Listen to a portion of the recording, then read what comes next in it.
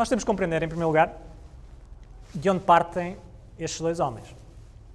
Keynes parte do clima da Grande Depressão, que se vivia à época no Reino Unido, na viragem dos anos 30. É um momento que, para além da Grande Depressão internacional, que tem a sua gênese nos Estados Unidos, coincide também com a queda do Império Britânico, com a entrada e depois a saída da libra do padrão ouro, com uma contração muito grande da produção, com o aumento do desemprego e, portanto, com um clima de caos económico. E, portanto, a grande preocupação de Keynes, partindo deste panorama económico, macroeconómico, é, de facto, a questão do desemprego. Ele queria ir em busca de uma solução que permitisse acabar ou minorar o desemprego. Uma solução que pudesse também dar uma alternativa a um clima deflacionista que então se vivia no Reino Unido. Hayek tem a perspectiva oposta. Hayek, como o Paulo mencionou, vem da Áustria, depois vive na Alemanha. Hayek tem a perspectiva contrária. Ele atravessa os ciclos inflacionistas que se viveram na altura naqueles dois países, em que, no caso da Alemanha, tínhamos taxas de inflação de milhões de % ao ano. E, portanto, o problema da Hayek é o problema contrário ao de Keynes. Hayek está preocupado com o efeito que a inflação causa na poupança, na dilapidação do poder de compra e do poder de investimento associado à poupança. E, portanto, sem nós compreendermos as origens destes dois homens, não conseguimos depois perceber as diferentes abordagens que eles propõem, mas que, obviamente, que em determinadas circunstâncias são inteiramente apropriadas. Como eu disse no início, a primeira discussão entre Hayek e Keynes começa com o primeiro livro de Keynes, A Treatise on Money. É um livro de 1930, mas é um debate que fica muito pela rama. Keynes e Hayek não se entendem sequer quanto à definição do que é investimento, do que é poupança, e, portanto, acabam, na prática, por ficar-se muito numa discussão essencialmente metodológica. Mais tarde, com a publicação da Teoria Geral de Keynes, então sim, começa-se a entrar num debate mais vivo. Mas é um debate que merece, numa primeira fase, um grande acanhamento por parte da Hayek. Enquanto Hayek, na primeira intervenção, no primeiro debate, a propósito do primeiro livro de Keynes, foi muito incisivo, e há quem diga, pelos relatos da época, que obrigou Keynes a ficar numa postura defensiva e a retratar-se em certa medida do que defendia nesse livro, no segundo momento, Hayek opta por ficar um pouco mais na defensiva e, portanto, o debate acaba por não ser um debate circunstanciado em 1936 e nos anos imediatamente a seguir à publicação do livro, mas é um debate que depois perdura ao longo de várias décadas e que vai sendo, digamos, moldado pela evolução histórica que a adesão às ideias de Keynes vão gradualmente produzindo por esse mundo fora. A teoria de Keynes, como nós sabemos, é a teoria que ainda hoje serve aos princípios fundamentais da análise macroeconómica. Aqueles quadros que eu vos mostrei são os quadros que economistas, décadas a fio, andam a fazer e a repetir com uma ou outra inovação. O caso da produtividade total de fatores é uma inovação dos anos 80. O caso da produtividade de trabalho, analisada do modo que analisamos, também é uma abordagem que nem sempre foi feita. Mas, no essencial, continuamos todos ancorados, nós, classe economista, à ideia de que o PIB é igual ao C, consumo, mais o G, consumo público, despesa pública, mais o I, investimento, mais o X, exportações, menos o M, importações.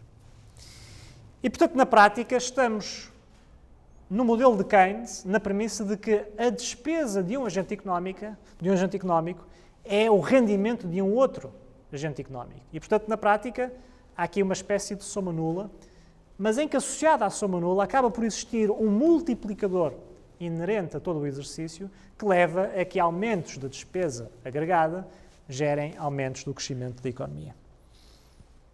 Assim, o desemprego pode ser visto do ponto de vista inverso, ou seja, o desemprego pode ser visto como uma simples falta de despesa agregada.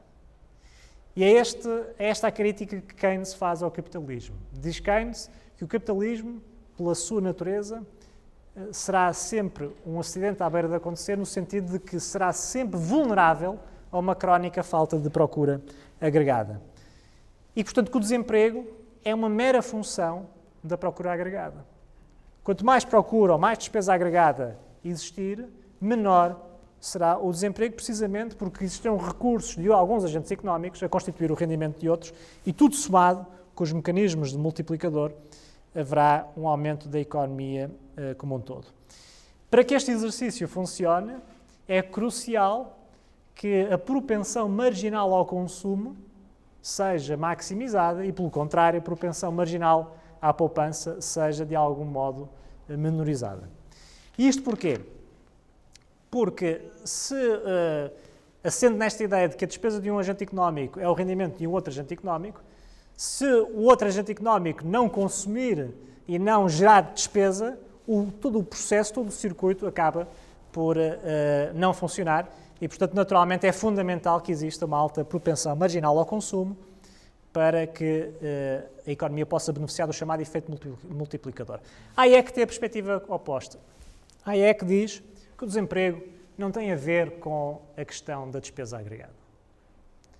Que o desemprego é função da estrutura produtiva.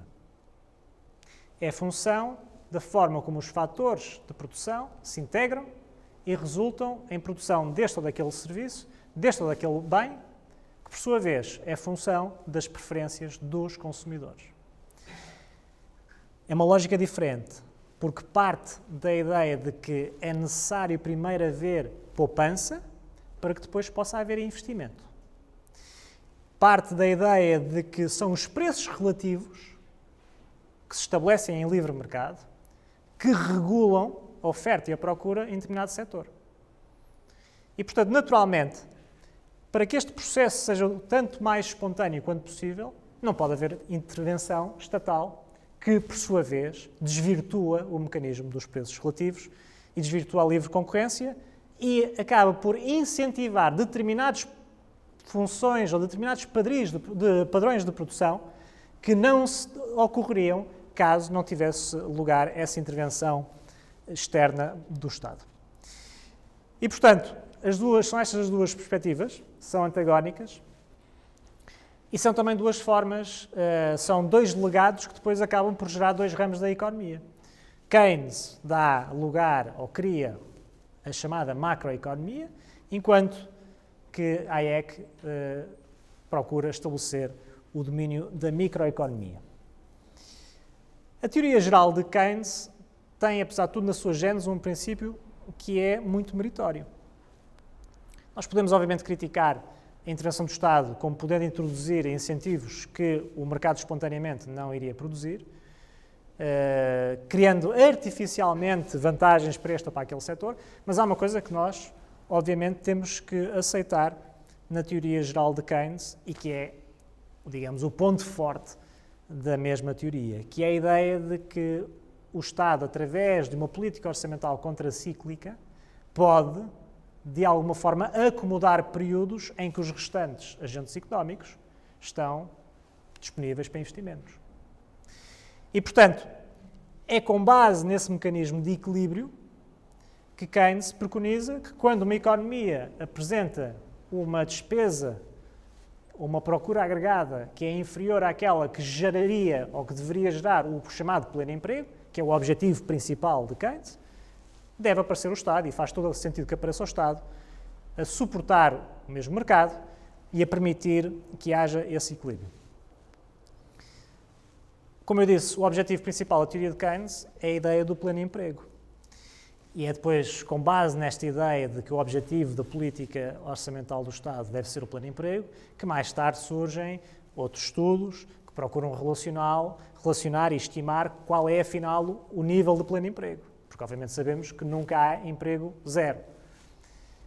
E o nível de pleno emprego dependerá, naturalmente, do nível de desemprego que começa a gerar inflação. E daí chegamos à famosa curva de Phillips, que durante muito tempo foi um dos principais referenciais para a definição da política orçamental por parte de um Estado. O objetivo de Keynes, como eu disse, passa por fazer uso do chamado multiplicador. Ora, o multiplicador, como eu disse há pouco, depende essencialmente, crucialmente, de que haja uma propensão marginal ao consumo bastante elevada. E, portanto, quais são as propostas concretas de Keynes para se maximizar a tal propensão marginal ao consumo? Por um lado, reduzir a taxa de juros, porque a redução da taxa de juros sendo um mecanismo de política monetária, leva, obviamente, a um menor incentivo à poupança. Tributação progressiva. Porquê? Porque Keynes considerava que para níveis superiores de rendimento a propensão marginal ao consumo diminuía, portanto, para reequilibrar e redirecionar rendimento no sentido de classes de trabalhadores com maior propensão marginal ao consumo, havia que introduzir tributação progressiva, e é nesse sentido que começam a surgir as taxas progressivas de rendimento sobre o trabalho. E, naturalmente, todo o arsenal de medidas de política orçamental expansionista, passando pelo investimento público e também pela redução de impostos, sobretudo impostos que pudessem maximizar, a redução de impostos que pudessem maximizar a tal propensão marginal ao consumo. E aqui há um ponto que frequentemente é desvalorizado na tese ou na teoria de Keynes. É que Keynes dizia o seguinte, que era indiferente aumentar a despesa pública ou reduzir a carga fiscal. E é neste ponto que, frequentemente, alguns autores se apropriaram, usurparam a teoria de Keynes, porque dão a entender que a política de Keynes só pode ser obtida com o aumento da despesa pública. Não é verdade. A certa altura, Keynes diz que para atingir a expansão orçamental, pode-se chegar a essa expansão orçamental com o aumento da despesa pública ou com a redução dos impostos que propiciem um crescimento da procura e da despesa agregada, da procura agregada. Hayek procura desmontar este argumentário. E a primeira estratégia de Hayek vai no sentido de procurar estabelecer, ou procurar evidenciar, que ao contrário do que diz Keynes, não há nenhuma relação entre a despesa agregada e o desemprego. Ou seja, onde antes Keynes dizia, não, se aumentarmos a despesa agregada ou a procura agregada, temos uma redução do desemprego, Hayek diz, não há necessariamente uma relação entre uma e outra. Por uma razão. Porque o estímulo orçamental pode ser dirigido a atividades que já estejam próximas do pleno emprego e, portanto, aí o que vai surgir é apenas uma pressão inflacionista, nomeadamente salários de trabalho, salários mais altos, e que, por outro lado, o estímulo que é dirigido ao setor da economia que não está em pleno emprego, na prática, vai ter um efeito artificial, porque se esse setor não está em pleno emprego, por alguma razão é, e que razão é essa? É o facto de ser ou de se tratarem de setores que simplesmente os consumidores não valorizam e que por esse fator estão em crise, e, portanto, se entra aqui o Estado com um estímulo orçamental, vai fazer com que esse estímulo seja artificial e que, uma vez retirado, a situação de crise se reinstale, ou é um estímulo nulo, porque mesmo com o estímulo orçamental, a crise instalada no setor é de tal forma irreversível que o estímulo acaba por ser ineficiente. E, portanto, esta é a ideia de Keynes, de Hayek, e depois há uma outra ideia que Hayek utiliza para procurar desmontar o argumentário de Keynes. É que Keynes considerava que se a despesa agregada, ou procura agregada, aumentar, ela é imediatamente acomodada por um acréscimo da oferta agregada. Ora, Hayek diz que isso não é assim. Que há um fator de tempo, há um desfazamento temporal entre o momento em que aumenta a procura agregada e o momento em que aumenta a respectiva oferta que procura acomodar esse aumento da procura agregada. E isto leva ao chamado choque de oferta de que Hayek fala e que, durante o qual, enquanto persistir, levará também a pressões inflacionistas no setor que é alvo do aumento da procura agregada. E isto leva à inflação. E, como nós sabemos, inflação é precisamente aquilo de que Hayek tem mais receio e é precisamente aquilo que, segundo Hayek, leva a que estes choques de oferta gerem surtos inflacionistas que, por sua vez, vão gerar aumento dos custos marginais de produção das empresas, que, por sua vez, vão gerar redução de margens de lucro, que, por sua vez, vão gerar efeitos de crowding out de investimento, redução de investimento privado, e que, em última instância, podem gerar decréscimos líquidos de produção, porque setores que até aí tinham uma situação estável não foram capazes de reagir às pressões inflacionistas decorrentes do aumento artificial ou não da procura agregada. A IEC depois também tem uma desavença intelectual muito grande relativamente à ideia do imposto progressivo. E aqui ele é secundado por outros autores, nomeadamente John Stuart Mill, que já no século XIX tinha feito uma crítica muito incisiva à ideia da tributação progressiva. Dizia John Stuart Mill que o imposto progressivo é uma forma de roubo. Ora, a IEC pega nesse argumento e, de um ponto de vista filosófico, argumenta também de que não é aceitável que a tributação progressiva seja utilizada para fins de política económica. E tanto não é, na medida em que não há problema nenhum, ao contrário do que diz Keynes, associado a um aumento da propensão marginal à poupança. Porque, segundo a IEC, numa economia que se está a desenvolver, será necessário um nível de investimento por trabalhador mais alto e, portanto, para acomodar esse nível maior de investimento por trabalhador, é necessário que haja um aumento da poupança, logo, uma maior propensão marginal à poupança vai permitir as condições de financiar esse aumento e essa acumulação de capital, que, em última instância, tornará a produtividade do fator trabalho e do próprio fator capital maior, levando a ganhos de produção, levando a ganhos salariais. E, portanto, este é o estádio, esta é a sequência virtuosa que a IEC vislumbra na ideia de privilegiar a poupança para financiar o investimento, em oposição à ideia de Keynes, que parte da ideia de aumentar a procura agregada, aumentar salários, aumentar o consumo, aumentar a produção, sendo que esta ideia, segundo Keynes, segundo a IEC,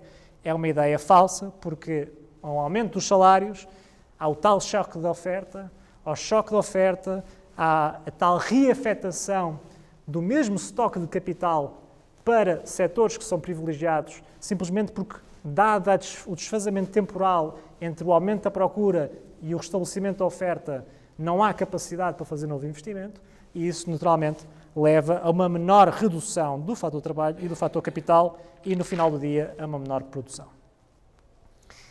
Quem é que tem razão? Quem é que tem razão? Ora, a teoria de Keynes conhece um período fulgurante a partir de 1946, 47. Keynes morre em 46 e é precisamente no período de pós-guerra, com a economia europeia destruída, que surge o impulso de procurar fazer do Estado e do investimento público a grande alavanca de crescimento. E, portanto, é um período em que as ideias de Keynes ganham predominância evidente e que, naqueles anos imediatamente a seguir, e naquelas duas décadas, década de 50 e depois, em menor grau, década de 60 também, levam, de facto, a políticas expansionistas que são adotadas na Europa e nos Estados Unidos por várias forças partidárias, tanto por conservadores como por partidos tradicionalmente mais à esquerda. Mas tudo isto conhece um momento de inversão na década de 70. E conhece porquê? Porque na década de 70, como dizia Friedman, a apologia naif do keynesianismo morre. E morre com a estagflação. O que é a estagflação? É um período de baixo crescimento económico, ou de recessão económica até, acompanhado de alta inflação. Ora, é isso que nós temos nos anos 70, motivado pela correção dos excessos das décadas de 50 e de 60 e também pelas idiosincrasias da própria década de 70, nomeadamente o choque petrolífero que então houve. Ora, é um golpe quase mortal na teoria de Keynes, porque, segundo a teoria de Keynes, numa situação destas, bastaria aumentar a procura agregada para sair da situação de estagflação. Ora, isso não foi conseguido. A própria situação de estagflação seria impossível de acontecer, segundo o modelo de Keynes. E, portanto, é neste momento que as ideias de Hayek começam a fazer escola, e coincide também com a atribuição do Prémio Nobel em 1974. E depois com a atribuição do Prémio Nobel a Friedman em 1976.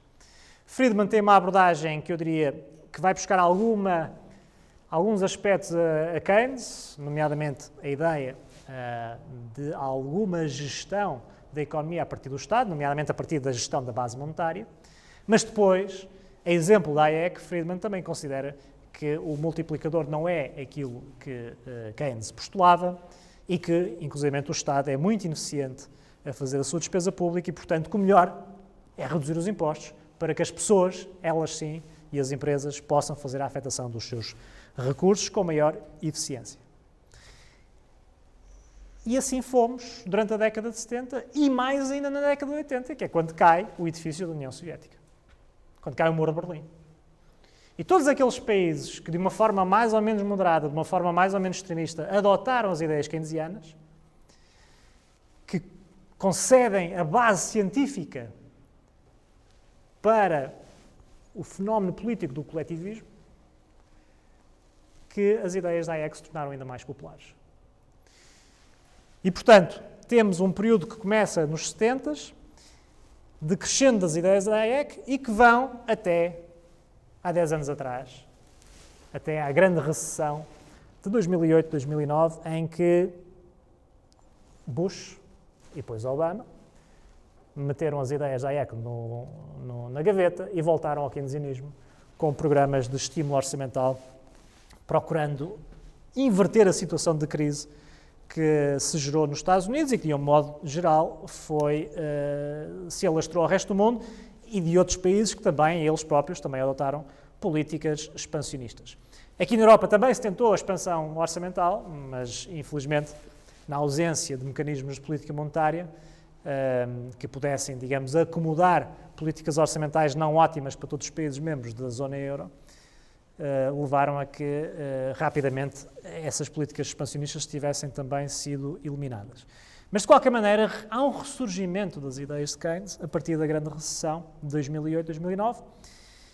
E, neste momento, como o Paulo mencionou na intervenção inicial, começa-se a questionar se não estará, de novo, próximo o momento em que as ideias da Hayek farão escola. E isto porquê? Porque estamos, neste momento, certamente ao nível da política monetária, com com taxas de juros, na Europa, seguramente, a níveis que nunca se viram antes.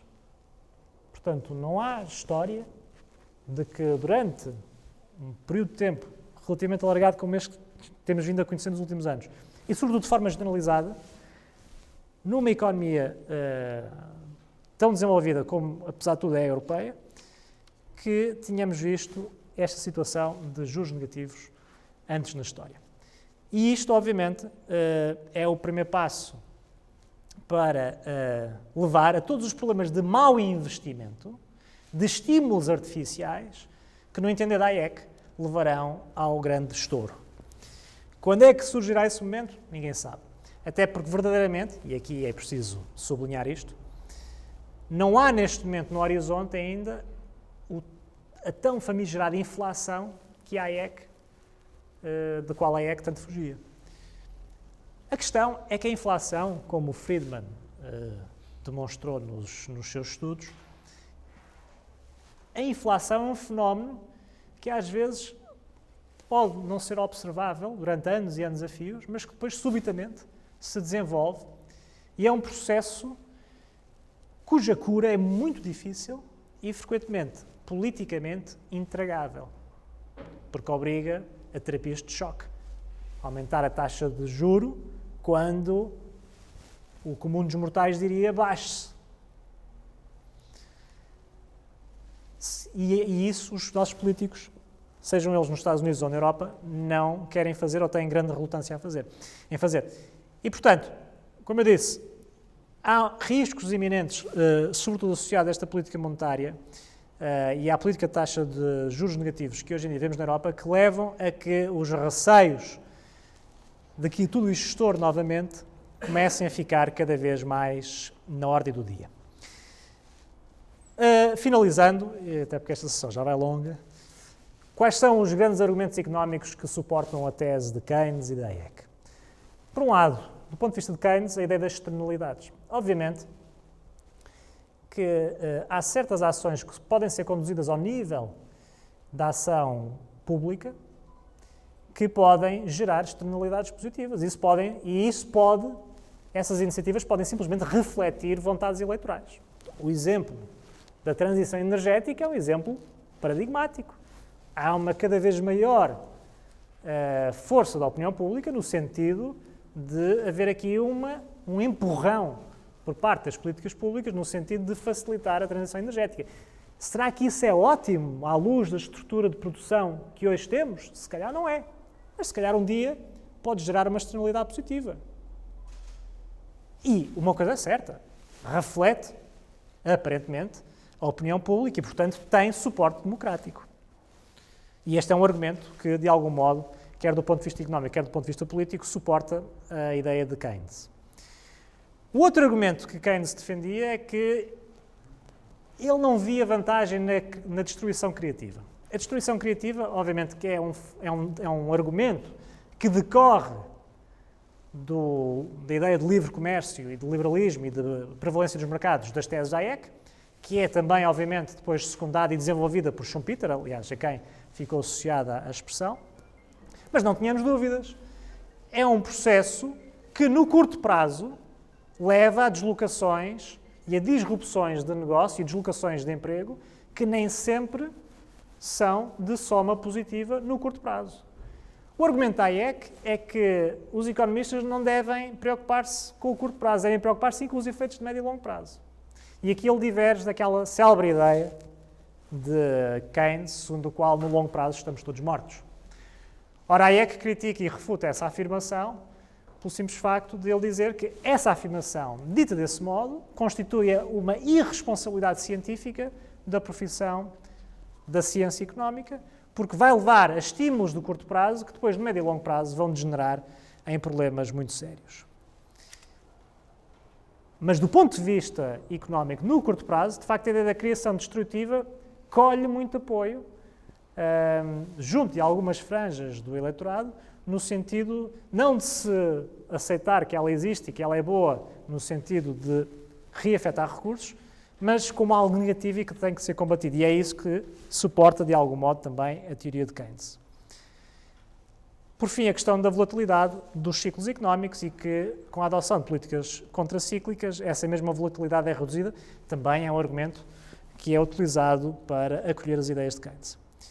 Pelo contrário, Hayek diz que estas ideias de Keynes só resultam na chamada economia da abundância e que Keynes refuta o princípio básico da economia, que não está suportado na economia da abundância, está sim suportado na escassez de meios.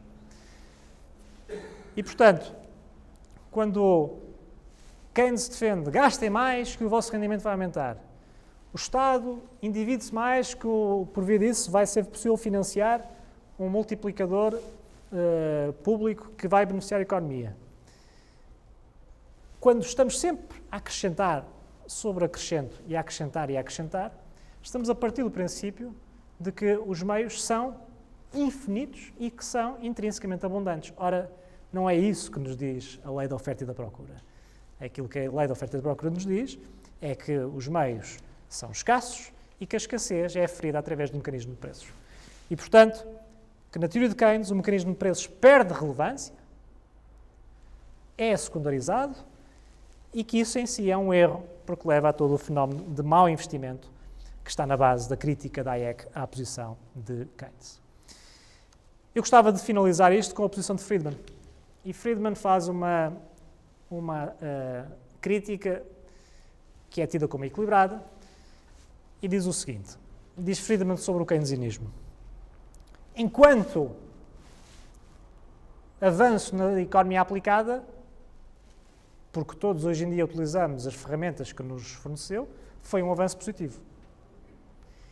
Mas do ponto de vista da economia política, o legado do keynesianismo é negativo. E é negativo porquê? Porque a teoria de Keynes, sendo uma teoria que está suportada na ideia da política contracíclica, foi facilmente, ao longo dos anos, usurpada para prosseguir políticas procíclicas e, pior do que isso, para prosseguir políticas que, do ponto de vista democrático, resultaram frequentemente em regimes não democráticos. E isto é um problema.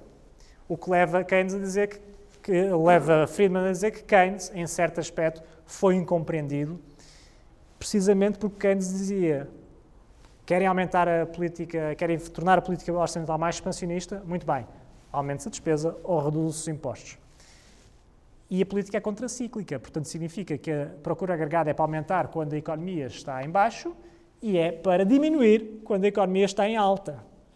Ora, aquilo que sucedeu ao longo dos anos, pelos regimes políticos que usurparam a teoria de Keynes, é que só aumentavam a despesa pública e, quando era a altura de retirar os estímulos, não o faziam. Isto leva aos pontos finais, que é a teoria de Keynes facilmente resulta no coletivismo. E ao resultar no coletivismo, resulta no socialismo, por sua vez, pode ir da versão mais moderada do socialismo à versão mais extrema do comunismo e da propriedade coletiva dos meios de produção. A teoria de Keynes, transportada para a ótica política e para a ótica sociológica e ética, permite também a adoção por parte de uma pequena clique da sociedade da ideia do bem intrínseco e do bem subjetivo. Do bem intrínseco, independentemente da sua consequência. Do bem subjetivo, independentemente da realidade sobre a qual ele opera. E o que é que isto quer dizer? Quer dizer que, com base em dois bens que não são objetivos, o socialismo e o coletivismo, que encontram no keynesianismo a sua base económica científica, levam a consequências não desejadas e a efeitos negativos na sociedade. Levam a utopias e levam, no limite, à tirania, como a União Soviética foi um bom exemplo. Pelo contrário, a ideia de Hayek está, obviamente, suportada na tese política, na economia política do liberalismo, da liberdade de escolha, da livre iniciativa, do mercado dos preços como reguladores da relação de escassez de meios e da relação entre as preferências dos consumidores e, sobretudo, assente na ideia de que o agente económico fundamental é o agente económico individual. O Estado não é um ente social, e nisto a crítica da Hayek é secundada por Popper, que dizia o mesmo: o Estado não existe enquanto ente social, quem existe é o indivíduo. E, portanto, o liberalismo, nesta perspectiva, representa a vitória do racionalismo individual e representa a vitória do objetivismo enquanto filosofia ética, enquanto filosofia que procura fazer o bem objetivo em função das consequências que a ação humana gera na vida de cada um. E, portanto, a conclusão que podemos fazer é que keynesianismo ou liberalismo, Keynes ou Hayek, provavelmente numa situação de depressão económica, de pleno desemprego, repito, numa situação de pleno desemprego, provavelmente vamos querer keynesianismo. Em tudo o resto, vamos querer hayekiano. Muito obrigado.